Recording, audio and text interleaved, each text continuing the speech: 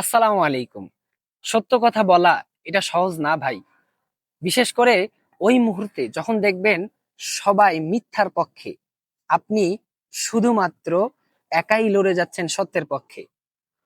এই মুহূর্তটা সবচাইতে একটা কঠিন মুহূর্ত ভাই।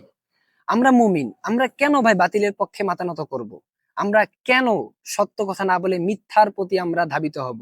আমরা মুমিন, আমরা সব সময় হকের কথা বলবো, সত্যের কথা বলবো, সত্যের পথে সব সময় আমরা অটল অবিচল থাকবো। আমরা সব সময় জিহাদের জন্য প্রস্তুত থাকবো। আমাদের যখনই ডাক আসবে তখনই আমরা ময়দানে ঝাঁপিয়ে পড়বো।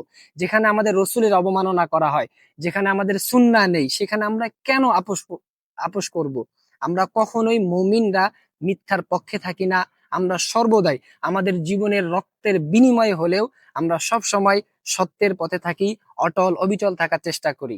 তাই ভাই, আপনাদেরকে বলি, জীবনে যত বাধায় আসুক, যত সমস্যায় আসুক, যাই হয়ে যাক না কেন, আপনার সমাজ আপনার বিরুদ্ধে চলে গেছে, বিপরীতে চলে গেছে, আপনার ফ্যামিলি, আপনার পরিবার যেই যাই করুক না কেন ভাই, আপনি কখনোই সত্যের পথ থেকে আপনি পিছু পা হবেন না।